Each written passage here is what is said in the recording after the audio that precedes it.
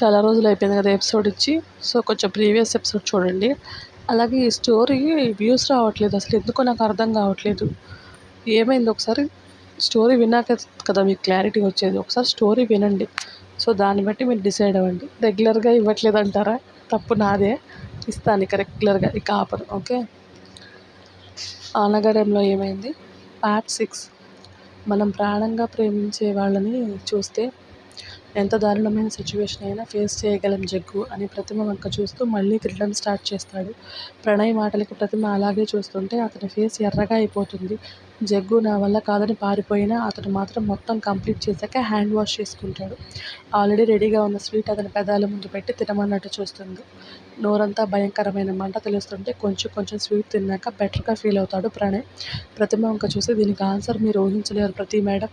I'm ready for the answer mister Pranay అని యాటిట్యూడ్గా చెప్తుంది. Cunning నవ్వుతున్న అతని తీరుకి ఏదైనా వింత ఫుడ్ పెడతాడా ఏంటి, జాగ్రత్తగా ఉండాలని తనలో తనే అనుకుంటుంది. ఆమె ఆలోచన అర్థమైన ప్రణయ్ అంతకు మించి టేస్ట్ చూపిస్తాను అని నవ్వుకుంటాడు. ప్రతిమ మేడం గారు, ప్రణయ్ సాగదీసుడికి ఏంటో ఈయన గారి గారాలు అని ఏంటి ప్రణయ్ గారు అని రియాక్ట్ అవుతుంది. ఈవినింగ్ మీ వర్క్ అయిపోతే షాపింగ్కి వెళ్దామా? నాకు కుదరదు. నిజం చెప్పండి. సరే, ఏం షాపింగ్? కొన్ని డ్రెస్సెస్ తీసుకోవాలి, అలాగే మీ చేతి వంట డిన్నర్గా కావాలి మీ ఇంటి గార్డెన్లో. ఓ అందుకేనా ఇంత స్వీట్గా ఉన్నాయి మాటలు? హిహి, ఏదో మీ లవ్వు. కొవ్వు పట్టి కొట్టుకుంటున్నారు బాగా. కొవ్వు పట్టిందా? అయితే కరిగించేద్దాంలేండి బాగా కష్టపడి అని వేళ్ళు విరుస్తూ ఆమె నడుమును చూస్తూ కవ్వింపుగా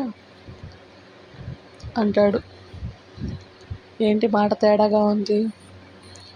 మీరు కూర తేడాగా చేస్తే నేను తినలే, ఇప్పుడు మాట తేడాగా ఉన్న ఫ్యూచర్లో చేతలు కూడా తేడాగానే ఉంటాయి అని ఒక్కో అడుగు ముందుకు వేస్తాడు. ఏంటి దగ్గరకు వస్తున్నావు అని వెనక్కి అడుగులు వేస్తూ గోడకి అతుక్కుంటుంది. ఆమెని గోడకు లాక్ చేసి, మిమ్మల్ని శారీలో చూస్తుంటే పిచ్చి పిచ్చి ఆలోచనలు వస్తున్నాయి. చాలా కష్టంగా ఉంది. ప్రేమకు గ్రీన్ సిగ్నల్ ఇస్తే పెళ్లి వైపు అడుగులు వేసి కలిసిమెలిసి కాళ్ళు చేతులు వేసుకుని కాపురం కూడా చేద్దాం ఏమంటారు? ముందు దూరం జరుగు అంటాను, తర్వాత ఊహల్లో విహరించడం ఆపు అంటాను. నేనేం మిమ్మల్ని అతుక్కోలేదు కదా, మినిమం డిస్టెన్స్లోనే ఉన్నాను. నా వల్ల మీరు డిస్టర్బ్ అవుతున్నారు అంటే చెప్పండి, దూరం జరుగుతాను. నేనెందుకు డిస్టర్బ్ అవుతాను అని దబాయిస్తుంది. అలా అయితే ఇలా ఉంటే మీకేంటి ప్రాబ్లం? నాకేం ప్రాబ్లం లేదు అని బెట్టుగా అంటుంది. ఓ వెరీ గుడ్, ప్రాబ్లం లేదా? అయితే ఓకే అని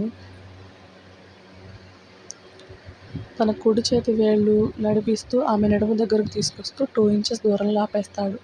నడుముకి టచ్ అయిందేమో అని కంగారుగా తలదించి చూస్తుంది. కానీ అక్కడ నో టచింగ్ అని అర్థమై హమ్మయ్య అనుకుంటుంది. ఇప్పుడే ఇలా అయిపోతే ముందు ముందు చాలా కష్టం నాకు. ప్రణయ్ మాటలకి అతన్ని పక్కకు తోసి అక్కడి నుండి వెళ్ళిపోబోతున్న ఆమె చేయి పట్టుకుని ఆపేస్తాడు ప్రణయ్. ఫుడ్ ఆర్డర్ చేశాను, లంచ్ చేశాక నెక్స్ట్ బులెటిన్కి రెడీ అవ్వండి అని ఆమె చేయి వదిలి బుగ్గలాగి వెళ్ళిపోతాడు ప్రణయ్. అతని మాటలకి చిన్నగా నవ్వుకుంటుంది ప్రతిమ. గాత్రి, చెప్పండి బావా, ఏమైనా కావాలా? కాఫీ తీసుకురా.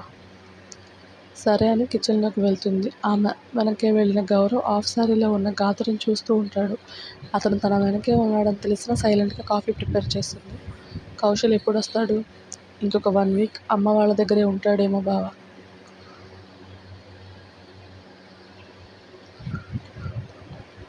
ఈ 1 వీక్ నిన్ను బాగా సుఖపెడితే సరిపోతుందన్నమాట అని ఒళ్ళు విరుచుకుంటూ అంటాడు. ఆమె మౌనంగా ఉంటే, చెప్పు 1 వీక్ సరిపోతుందా అని వాయిస్ పెంచుతాడు గౌరవ్.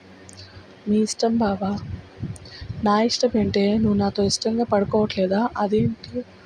ఒకప్పుడు ప్రాణం కన్నా ఎక్కువగా నన్ను ప్రేమించావు కదా, ఇప్పుడు నేను నీ అక్కతో కాపురం చేసి బిడ్డని కన్నాను అని నచ్చలేదా?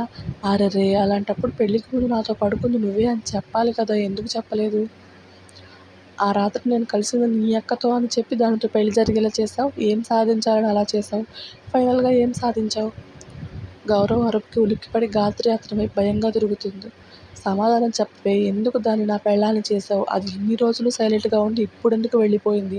అసలు మీ అక్క చెల్లెళ్ళకి నేను ఎలా కనిపిస్తున్నాను అని పక్కనే ఉన్న గ్లాస్ పగలగొడతాడు. ఇంకొంచెం వణికిపోతుంది గాత్రి. ఆమె వణుకు చూస్తూనే, పెట్టిన కాఫీ చల్దా అని స్టవ్ ఆఫ్ చేసి ఆమెను ఎత్తుకొని గదిలోకి తీసుకెళ్తాడు. అతని కోపం కరిగిపోయేలోపు గాయత్రి ఒంటి మీద ఇంకొన్ని పంటిగాట్లు పుట్టుకొస్తాయి. ఆమె నుండి పక్కకు ఒరిగిన అతను, నువ్విలా మౌనంగా ఉంటే నా కోపానికి బలవుతూనే ఉంటావు. ఏం జరిగిందో చెప్తేనే నిన్ను వదిలేది అని పక్కకు తిరిగి పడుకుంటాడు. కంట్లో నుండి కన్నీళ్లు జారిపోతుంటే, నిజం చెప్తే జరిగే అనర్థాలు నువ్వు ఊహించలేవు బావా అని బాధగా అనుకుని కింద పడిన తన బట్టలు వేసుకోబోతున్న ఆమెను దగ్గరకు లాక్కొని కళ్ళు మూసుకుంటాడు గౌరవ్.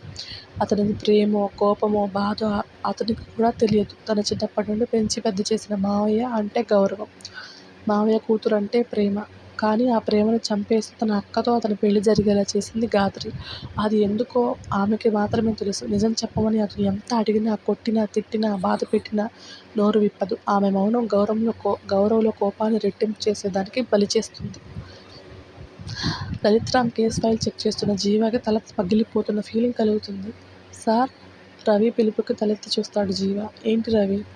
లలిత్ రామ్ మీద భూ కబ్జా కేసులున్నాయి కదా? అవును. వాటిల్లో ఎవరైనా అతని మీద కోపంతో ఇలా చేయుండొచ్చు కదా? జీవా కూడా నిజమే కదా, ఒకసారి ఆ కేస్ డీటెయిల్స్ చెక్ చేయి రవి, ఏదైనా క్లూ దొరుకుతుందేమో. అలాగే సార్, కానీ దేవికారాణి ఇన్నోసెంట్ కదా సార్, ఆవిడని ఎందుకు చంపారు? ఆవిడ ఇన్నోసెంట్ అని మనకెలా తెలుస్తుంది రవి? బిజినెస్ ఎదగడానికి ఏదైనా చేయొచ్చు, ఏదైనా దాయొచ్చు. నువ్వు లలిత్ రామ్ మీద ఉన్న కేస్ ఫైల్స్ తీసుకురా. అలాగే సార్. కేస్ షీట్స్ అన్నీ క్షుణ్ణంగా చూస్తున్న జీవాకి ఏ ఒక్క క్లూ కూడా దొరకదు. కానీ అందరినీ ఎంక్వైరీ చేయాలి అనుకుంటాడు. రవి సార్, ఈ కేసులో ఇన్వాల్వ్ అయిన వాళ్ళ డీటెయిల్స్తో పాటు వాళ్ళు ఇప్పుడు ఎక్కడున్నారు, రీసెంట్గా వాళ్ళ యాక్టివిటీస్ ఏంటి అనేది నాకు తెలియాలి. అలాగే సార్. గౌరవ్ సార్ని కలిశారా? కలిశాను రవి, కానీ నో యూస్. ఏమైంది సార్? సార్ పర్సనల్ రీజన్స్తో డ్యూటీలో జాయిన్ అవ్వను అన్నారు. పైగా ఆయన వైఫ్ ఎక్స్పైర్ అయ్యారనో లేకపోతే ఇంకేదైనా రీజన్ ఉందేమో కానీ చాలా డౌన్ అయిపోయారు. మనతో వర్క్ చేసిన గౌరవ్ సార్కి ఇప్పుడున్న గౌరవ్ సార్కి చాలా తేడా ఉంది. అలా అని వదిలేస్తామా సార్? అలా ఎలా వదిలేస్తాను రవి? ఆయనకు కొంచెం టైం కావాలి. అప్పటి వరకు వెయిట్ చేయక తప్పదు. ఓకే సార్ అని రవి వెళ్ళిపోతే జీవ ఆలోచనలో మునిగిపోతాడు.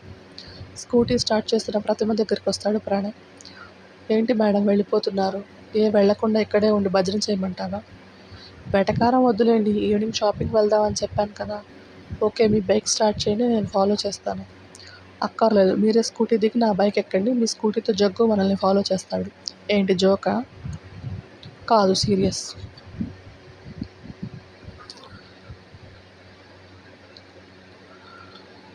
అలాంటివేం అవసరం లేదు, నేను నా స్కూటీలోనే వస్తాను. రేపు పెళ్ళయ్యాక కూడా ఇలా వేరు వేరు బైక్స్ మీద తిరుగుతారా ఏంటి? ఒకే బైక్లో మీరు వెనక కూర్చొని నా నడుము చుట్టూ చేయి వేసి నా భుజం మీద వాలి కబుర్లు చెప్తుంటే నేను మీ చిలక పలుకులు వింటూ మైమరిచిపోవాలి. డ్రైవింగ్ చేస్తూ మైమరిచిపోతే మన బాడీలు మార్చరీలో ఉంటాయి మిస్టర్ ప్రణయ్. అబ్బా, మంచి రొమాంటిక్ సీన్ చెప్తే మూడ్ మొత్తం పాడు చేశారు. ముందు మీరు నా బైక్ ఎక్కండి. సర్లే పద అని జగ్గుకి స్కూటీ అందించి తన ప్రణయ్ బైక్ ఎక్కుతుంది.